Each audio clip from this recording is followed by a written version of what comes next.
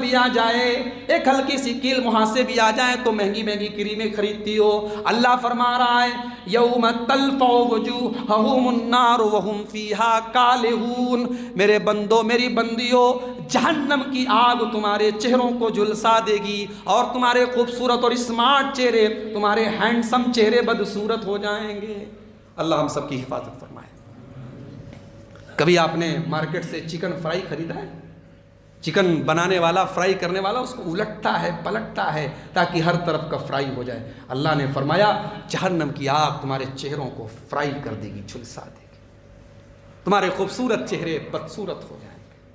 اور پھر اللہ کہے گا الم تکن آیاتی تتلا علیکم فکنتم بہا تکذبون، میرے بندو یہ بتاؤ کیا میری آیتیں تمہارے سامنے نہیں پڑھی جاتی تھی اور کیا تم ہماری آیتوں کو نہیں مانتے تھے؟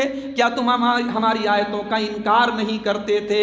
مولوی صاحب پردے کی آیتوں پر تقریر کرتے تھے، پردے پر تقریر کرتے تھے، لیکن تمہاری بے پردگی جاری تھی۔ مولوی صاحب حرام کمائی کے نقصانات بتاتے تھے لیکن حرام کمائی تمہاری چالو تھی۔ الم تکن آیاتی تتلا علیکم، کیا میری آیتیں تمہارے اوپر پڑھی نہیں جاتی تھی؟ فکنتم بہا تکذبون، اور تم میری آیتوں کو جھٹلاتے نہیں تھے۔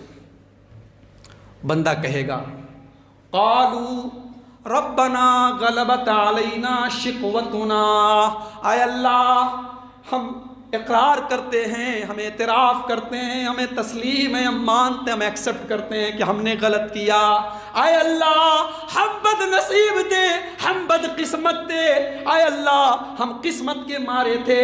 وَكُنَّا قَوْمًا ضَالِّينَ، اے اللہ ہم بھٹک گئے تھے، تیرے راستے سے بھٹک گئے تھے۔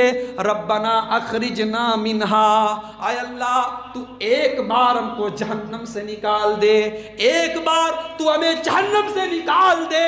فَإِنْ عُدْنَا، اگر دوبارہ ہم نے یہ حرکت کی، اگر دوبارہ ہم نے تیری نافرمانی کی، اگر دوبارہ ہم نے تجھے ناراض کیا، فَإِنْ عُدْنَا فَإِنَّا ظَالِمُونَ، تو اے اللہ تو جو سزا دے دے ہمیں منظور ہے، بس ایک بار ہمیں جہنم سے نکال دے۔ جہنم سے نکالنے کی اپیل کریں گے، کس سے کریں گے؟ رحمان سے، رحیم سے، غفار سے، ستار سے، اس رب سے جو 70 ماؤں سے زیادہ اپنے بندوں سے پیار کرتا ہے۔ وہ رب کہے گا قال اخسئوا فیہا ولا تکلمون، میرے بندو ہم نے تمہیں جتنا موقع دینا تھا دے دیا، جتنی مہلت دینی تھی دے دیا، اب تم جہنم میں آ چکے ہو، اب فیصلہ ہو چکا ہے۔ اخسئوا فیہا، اب اسی جہنم میں تم کو رہنا ہے۔ ولا تکلمون، اب تم مجھ سے بات مت کرو، مجھ سے کوئی اپیل مت کرو۔ میرے بھائیو، اس سے پہلے کہ وہ دن آئے کہ میرا رب ہم سے کہے کہ مجھ سے بات مت کرو، کم سے کم آج ہم سے بات تو کرنے کو تیار ہے، کم سے کم آج ہماری فریاد تو سننے کو تیار ہے۔ اس کے پہلے اپنی زندگی کو سنوار لو میرے بھائیو، موت سے عبرت حاصل کرو، موت سے نصیحت حاصل کرو۔ حضرت ابو بکر صدیق کا آخری ٹائم ہے، بستر مرگ پر مرض الموت میں ابو بکر صدیق، آپ کی بیٹی اور ہم سب کی ماں ام المومنین عائشہ صدیقہ اپنے باپ کو دیکھنے کے لیے آئی ہیں۔ باپ سامنے بستر پر پڑے ہوئے ہیں، موت کا ٹائم ہے۔ بیٹی کو دیکھتے ہی حضرت ابو بکر کہتے ہیں بیٹی یہ بتا کہ نبی کے کفن میں کپڑے کتنے تھے، اللہ کے رسول کے کفن میں کتنے کپڑے تھے؟ بیٹی تو تو نبی کی بیوی ہے، تو نے تو ساری چیزوں کو قریب سے دیکھا تھا، تجھے سارا مسئلہ معلوم ہوگا، تو بتا کہ نبی کے کفن میں کتنے کپڑے تھے۔ ابو بکر صدیق کا آخری ٹائم ہے، پراپرٹی کو لے کر کے سوال نہیں کر رہے ہیں بچی سے، اپنے گھر کے بارے میں سوال نہیں کر رہے ہیں، سوال کر رہے ہیں کہ میری بیٹی میرے نبی کے کفن میں کپڑے کتنے تھے۔ پتہ یہ چلا صحابہ کرام اپنی موت کے ٹائم بھی اس بات کی فکر کرتے تھے کہ میرا جنازہ بھی نبی کی سنت کے مطابق ہو. اور میرے بھائیوں، میری ایک اپیل ہے آپ سے، گزارش ہے آپ سے، اگر ہو سکے تو اپنی زندگیوں میں یہ وصیت کر کے جانا کہ میری جنازے کی نماز وہ پڑھائے جو کم سے کم جنازے کی نماز میں سورہ فاتحہ پڑھے، جو کم سے کم جنازہ نبی کے طریقے پر پڑھائے. اور اپنے مرنے کے پہلے یہ وصیت کر کے جاؤ اپنے بچوں کو کہ میرے جنازے میں کوئی بدعات اور خرافات کا کوئی کام مت کرنا، میرا جنازہ میرے نبی کے طریقے کے مطابق کرنا. یہی سبق دیا ہمیں صحابہ نے، یہی سبق دیا ہمیں صحابہ نے. ابو بکر صدیق کا آخری ٹائم ہے اور سوال کر رہے اپنی بیٹی سے. اور ایک مسئلہ اور معلوم ہوا کہ علم میں رشتہ نہیں دیکھا جاتا ہے. بیٹی کا مقام اور بیٹے کا مقام باپ سے کم ہے، لیکن اگر بیٹا عالم ہو، بیٹی عالمہ ہو، تو باپ کو شرمانا نہیں چاہیے، اپنی بیٹی سے، اپنے بیٹے سے سوال کرنا چاہیے، مسئلہ کرنا، پوچھنا چاہیے. حضرت ابوبکر صدیق کو معلوم تھا کہ میری بیٹی اس بارے میں جو جانتی وہ میں نہیں جانتا. کہا بیٹی بتاؤ میرے نبی کے کفن میں کتنے کپڑے تھے؟ کہا ابا جان 3 سفید کپڑوں میں اللہ کے نبی کو کفنایا گیا. اللہ کے رسول کو 3 چادروں میں کفنایا گیا، 3 بغیر سلی ہوئی چادروں میں. اللہ کے نبی کے کفن میں کوئی کرتا نہیں تھا، کوئی سلا ہوا کپڑا نہیں تھا، 3 چادروں میں آپ کو کفنایا گیا. حضرت ابوبکر صدیق نے دیکھا کہ ان کا ایک کپڑا وہیں پر رکھا ہوا ہے جس کو بیماری کے دنوں میں وہ پہنا کرتے تھے. سفید رنگ کا کپڑا تھا اور کپڑا پرانا سا کپڑا تھا، بوسیدہ سا کپڑا تھا، کپڑے پر کچھ داغ بھی لگے ہوئے تھے. حضرت ابوبکر صدیق نے فرمایا اے میری بیٹی، بہت اچھا کیا تو نے نبی کی سنت بتا دی. میرے کفن میں بھی 3 ہی کپڑے ڈالنا، میرے کفن میں بھی 3 ہی کپڑے رکھنا. اور میری بیٹی یہ کپڑا جو سامنے رکھا ہوا ہے اسی کپڑے میں مجھ کو کفنانا، 2 اور چادروں کو شامل کر دینا اور اس میں مجھ کو کفنانا جو میں زندگی میں پہنتا تھا. اما عائشہ نے فرمایا ابا جان، ہم اتنے گئے گزرے لوگ نہیں ہیں کہ آپ کے لیے کفن کا کپڑا نہیں خرید سکتے. اس داغدار کپڑے میں، اس پرانے کپڑے میں آپ کو کفنائیں، اتنے گئے گزرے لوگ نہیں ہم آپ کو نیا کپڑا لے کر کے کفنائیں گے. اللہ اکبر. صدیق اکبر نے کیا جواب دیا تھا میرے بھائیوں، ذرا دل کے دروازے کھول کر کے سننا. کہا ہے میری بیٹی انما هو للمہلہ، اے میری بیٹی تم مجھے نئے کپڑے میں کفناؤ یا پرانے کپڑے میں کفناؤ، مٹی میں مل جانا ہے، اسے زمین کے اندر ختم ہو جانا ہے. ان الحی احق بالجدید، میری بیٹی زندہ انسان کو نیا کپڑا پہننے کی ضرورت ہے، مرنے والے کو نئے کپڑوں کی کیا ضرورت ہے؟ کوئی ضرورت نہیں ہے مجھے اسی کپڑے میں کفنانا. پھر کہا بیٹی آج دن کون سا ہے؟ کہا کہ سوموار کا دن ہے. کہا میرے نبی کا انتقال بھی تو سوموار ہی کے دن ہوا تھا. کہا کہ کاش میرا انتقال بھی سوموار کے دن ہو جائے. اما عائشہ فرماتی ہیں سوموار کا دن ڈھل گیا، منگل کی رات شروع ہو گئی اور رات کے ٹائم میرے باپ اس دار فانی سے کوچ کر گئے. یہ صحابہ کی موت ہے میرے بھائیوں. اور آگے بڑھو، مدینہ کی گلیوں نے وہ دن بھی دیکھا تھا. امیر المومنین عمر فاروق رضی اللہ تعالیٰ عنہ فجر کی نماز پڑھانے کے لیے مصلی پر کھڑے ہوئے ہیں، نماز شروع کر چکے ہیں. ابو لولو فیروز نام کا ایک منافق بدبخت پارسی مذہب کا ماننے والا، وہ بھی مسلمانوں کی ڈریس میں، مسلمانوں کے بھیس میں اپنی چادر کے اندر ایک خنجر چھپا کر کے نماز میں شامل ہے. اور جیسے ہی حضرت ابوبکر صدیق نے نماز شروع کی، اس نے خنجر سے حضرت ابوبکر صدیق کے پیٹ پر حملہ کیا اور ان کی ناف کے پاس، ان کے پیٹ پر خنجر کے کئی حملے کیے. حضرت عمر فاروق رضی اللہ تعالیٰ عنہ مصلی پر گر گئے. مصلی پر گرے، صحابہ جو پہلی صف میں صحابہ تھے ان کے بیچ میں ہلچل مچی. پھر وہ بھاگنے لگا، ابو لولو بھاگنے لگا اور بھاگنے کے چکر میں 2-4 اور لوگوں کو بھی اس نے خنجر مارا اور بعض روایتوں کے مطابق 7 لوگ وہیں پر آن دا اسپاٹ ان کی موت ہو گئی. لیکن ایک بڑے تعجب اور حیرت کی بات آپ کو بتاتا ہوں، اتنا خون خرابہ ہو گیا، خلیفہ وقت مصلی پر تڑپ کر کے گرا ہوا ہے، مگر نماز نہیں رکی ہے۔ عمر فاروق نے جیسے ہی مصلی پر گرے ہیں، عبد الرحمن بن عوف کو آگے بڑھایا اور نماز انہوں نے جلدی جلدی نماز پڑھائی ہے۔ یہ مسلمانوں، یہ نبی کے صحابہ نے سبق دیا ہے کہ کچھ بھی ہو جائے نماز نہیں رکنی چاہیے۔ آج ہم رونا روتے ہیں کہ ہمیں ہماری مسجد نہیں ملی، ہمارا حق نہیں ملا۔ اپنے محلوں کی مسجدوں کو ذرا دیکھو میرے بھائیوں، کس منہ سے تم بات کرتے ہو کہ ہمیں فلاں مسجد نہیں ملی؟ ہم نے اپنے محلے کی مسجدوں کو ویران کر کے رکھا ہے۔ ہم آج افسوس کرتے ہیں ہمارے ساتھ اتنا بڑا ناانصافی اور اتنا بڑا ہمارے ساتھ ظلم ہو رہا ہے، لیکن اسلامی تاریخ میں اس سے خطرناک حالات آئے ہیں، مگر صحابہ نے نماز نہیں روکی ہے، صحابہ کی نماز نہیں روکی ہے۔ حضرت عبد الرحمن بن عوف نے سلام پھیرا، جلدی سے نماز پڑھائی، سلام پھیرا، اور عمر فاروق کو اٹھا کر کے گھر لایا گیا، حکیموں کو بلایا گیا، طبیبوں کو بلایا گیا، عمر فاروق کے پیٹ کو چیک کیا گیا۔ اس زمانے کے جتنے طبیب تھے، جتنے وید تھے، جتنے حکیم تھے، انہوں نے عمر فاروق کی یہ کنڈیشن دیکھ کر کے کہا اب ان کا بچنا بہت مشکل ہے، ان کا ٹائم آ چکا ہے۔ عمر فاروق رضی اللہ تعالیٰ عنہ نے ہوش میں آنے کے بعد پہلا سوال کیا، میرے اوپر حملہ کرنے والا کون تھا؟ مسلمان تو نہیں تھا؟ نہیں ہے امیر المومنین، آپ کے اوپر حملہ کرنے والا ابو لولو پارسی مجوسی مذہب کا ماننے والا تھا۔ کہا اے اللہ تیرا شکر ہے تو نے عمر کی موت کسی مسلمان کے ہاتھ پر نہیں لکھی۔ اس کے بعد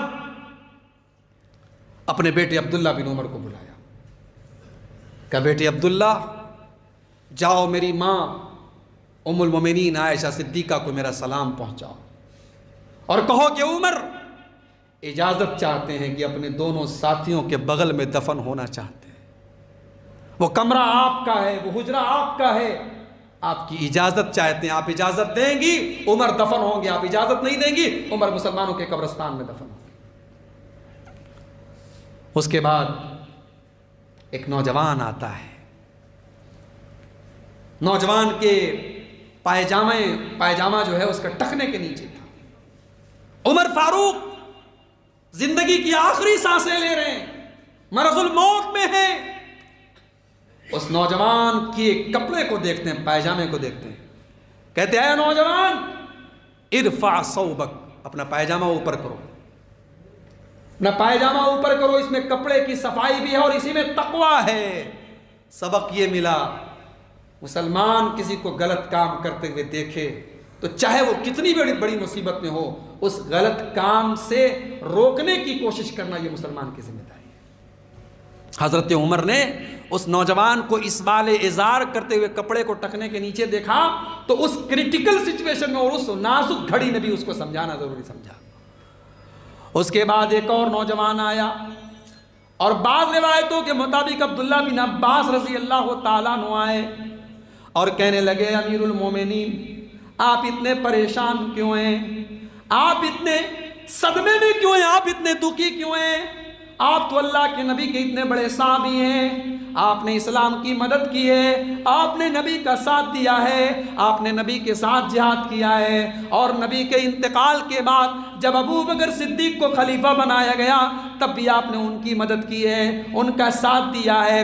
پھر جب مسلمانوں نے آپ کو اپنا خلیفہ چنا ہے تو اے امیر المومنین آپ نے بہت اچھے طریقے سے حکومت کی ہے، آپ نے اسلام کی مسلمانوں کی ترقی کا کام کیا ہے، آپ کو تو اللہ تعالیٰ کے یہاں مغفرت مل جائے گی، آپ کو ٹینشن لینے کی ضرورت نہیں ہے۔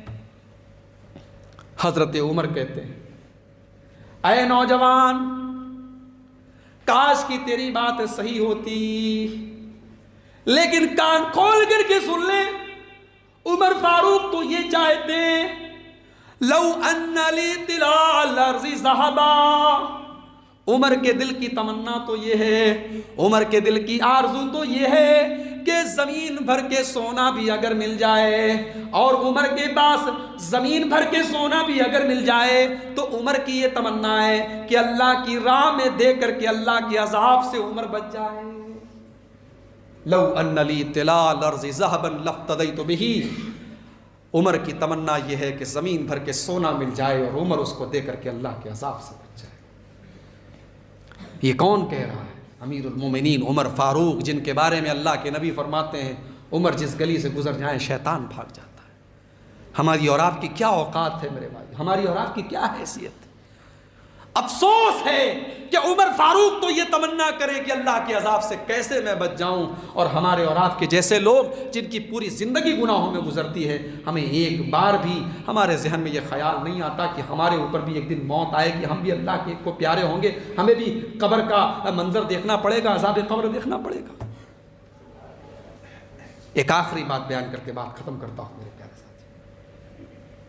عثمان غنی رضی اللہ تعالیٰ عنہ اللہ کے رسول کے بڑے مشہور صحابی ہیں، داماد ہیں اللہ کے رسول کے۔ عثمان غنی رضی اللہ تعالیٰ عنہ جب کسی قبر کو دیکھتے تھے، قبر کے پاس کھڑے ہو جاتے تھے اور زار و قطار رونے لگتے تھے۔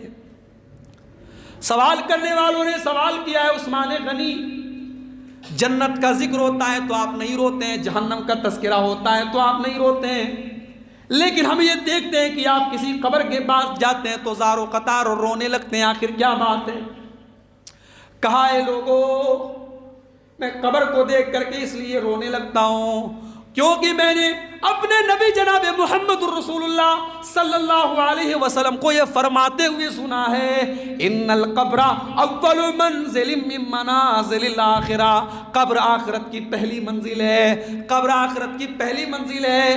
جو اس منزل سے بچ گیا، جس نے اس منزل سے اپنے آپ کو بچا لیا، اس کے لیے آگے کی منزلیں آسان ہیں، اور جو اس منزل سے نہیں بچ پایا اس کے لیے آگے کی منزلیں مشکل ہیں۔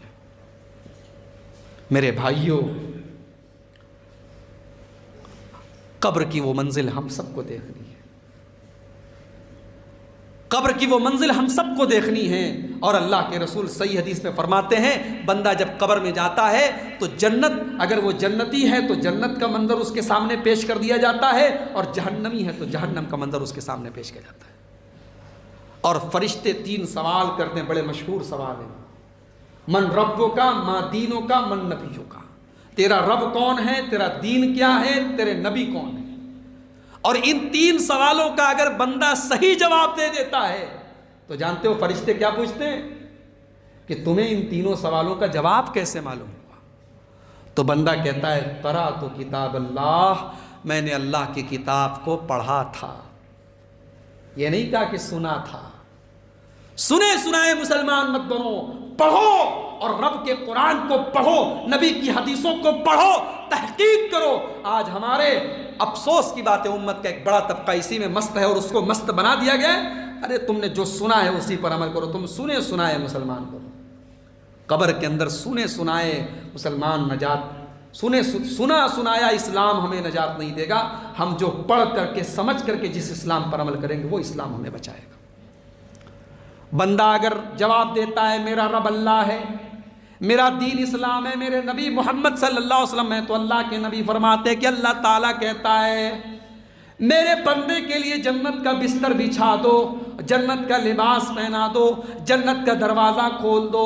اب قیامت تک وہ رہے گا تو اپنی قبر میں، یا وہ اس جگہ رہے گا جو برزخ کی دنیا میں اور برزخ کی زندگی میں جو جگہ اس کو دی جائے گی۔ کوئی ضروری نہیں کہ ہم نے جس قبرستان میں دفن کیا ہے اسی کے نیچے کی جو جگہ ہے وہی اس کی قبر ہے۔ میں پھر سے بتا رہا ہوں کہ قبر کی زندگی کا تعلق غیب سے ہے، اس دنیا کو ہم اپنی دنیا پر قیاس کر ہی نہیں سکتے۔ وہ ایک الگ ورلڈ ہے، وہ ایک الگ دنیا ہے، وہ ہمارے امیجینیشن سے اور ہمارے تصور سے آگے کی چیز ہے۔ اللہ کے نبی فرماتے ہیں کہ بندے نے اگر صحیح جواب دیا ہے، قبر کے اندر جنت کا دروازہ کھول دیا جاتا ہے، جنت کا بستر اس کے لیے بچھایا جاتا ہے، جنت کا لباس اس کو پہنایا جاتا ہے۔ اور اگر بندے نے جواب نہیں دیا، اگر بندے کا عمل صحیح نہیں تھا، عقیدہ صحیح نہیں تھا، وہ تو دنیا سے رٹ کے جائے ربی اللہ دینی الاسلام، وہ دنیا سے رٹ کے جائے میرا رب اللہ ہے، میرا دین اسلام ہے، میرے نبی محمد ہیں، تب بھی وہ وہاں جواب نہیں دے پائے گا۔ اور پھر اس کے بعد اللہ کے پیارے نبی فرماتے ہیں کہ اللہ کی طرف سے آواز آئے گی میرے اس بندے کے لیے جہنم کا لباس اس کو پہنا دو، جہنم کا بستر اس کے لیے بچھا دو، اور جہنم کی کھڑکی اس کے لیے کھول دو۔ میرے پیارے ساتھیوں، یہ قبر کے اندر 2 الگ الگ طریقے کے منظر ہیں۔ اللہ سے دعا کرو اللہ ہم سب کو عذاب قبر سے بچائے۔ اللہ کے پیارے نبی اس امت کا سب سے بڑا فتنہ آپ نے دجال کو بتایا، اس امت کا سب سے بڑا فتنہ دجال ہے، لیکن آپ نے ساتھ میں یہ بھی فرمایا کہ اے میری امت کے لوگوں، انکم تفتنون فی قبورکم، تمہیں تمہاری قبروں کے اندر بھی آزمایا جائے گا، تمہاری قبر کے اندر بھی عذاب ہوگا، تمہاری قبر کے اندر بھی آزمائش ہوگی۔ اور یہ فتنہ، عذاب قبر کا فتنہ بھی اتنا بڑا فتنہ ہے، اللہ کے نبی نے فرمایا، بخاری اور مسلم کی روایت ہے، قریبا من فتنۃ الدجال، یہ دجال کے فتنے سے قریب ہے یہ فتنہ۔ اسی لیے اللہ کے پیارے نبی اپنی ہر نماز میں دعا کرتے تھے، اللہ سے پناہ مانگتے تھے قبر کے عذاب سے۔ میرے پیارے ساتھیوں، یہ چند اہم باتیں تھیں موت کے تعلق سے اور قبر کے تعلق سے۔ آئیے ہم اللہ تعالیٰ سے دعا کریں، رب العالمین ہم سب کو موت سے عبرت اور نصیحت حاصل کرنے کی توفیق نصیب فرمائے۔ رب العالمین ہمیں اپنی زندگی میں موت کے بعد والی زندگی کو بہتر بنانے کی توفیق عطا فرمائے۔ رب العالمین ہمیں جس طریقے سے ہم اپنے بچوں کے لیے، اپنی پراپرٹی کے لیے، اپنے مال کے لیے، اپنے کاروبار کے لیے محنت کرتے ہیں، رب العالمین ہمیں آخرت کی بھی تیاری کرنے کی توفیق نصیب فرمائے۔ جو ہم میں بیمار ہیں اللہ سب کو شفائے کامل عاجل عطا فرمائے۔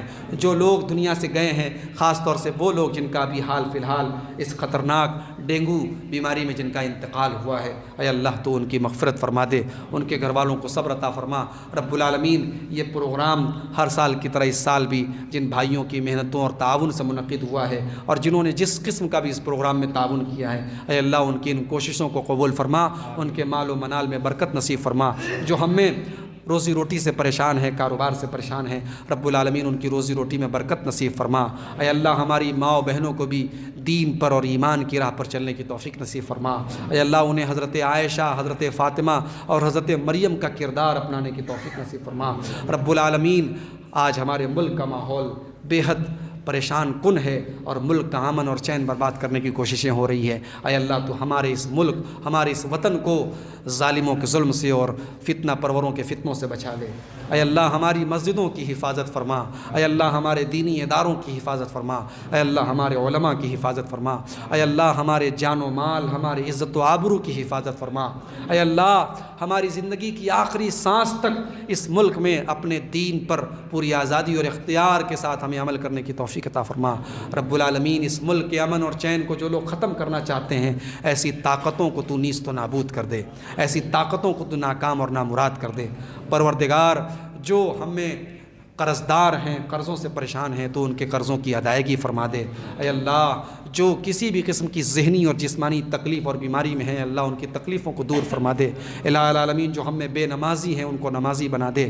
رب العالمین ہمارے دلوں میں اپنے نبی کی سچی محبت پیدا فرما دے، نبی کریم کے صحابہ اور ان کے اہل بیت کی سچی محبت پیدا فرما دے۔ اے اللہ مرتے دم تک ہمیں شرک سے بچا، مرتے دم تک ہمیں بدعات و خرافات سے بچا، مرتے دم تک اپنے نبی کے سنت اور اپنے نبی کے صحابہ کے منہج پر ہمیں چلنے کی توفیق نصیب فرما۔ اے اللہ امت کی صفوں میں اتحاد و اتفاق پیدا فرما دے۔ اے اللہ سب کو اتحاد و اتفاق کے ساتھ قرآن اور حدیث کو سمجھنے اور قرآن اور حدیث کے پلیٹ فارم پر آنے کی توفیق نصیب فرما۔ رب العالمین ہمیں جب تک تو دنیا میں زندہ رکھ، اسلام پر زندہ رکھ، اور ہم سب کا خاتمہ ایمان پر ہو، آمین۔ وآخر دعوانا ان الحمد للہ رب العالمین۔ السلام علیکم۔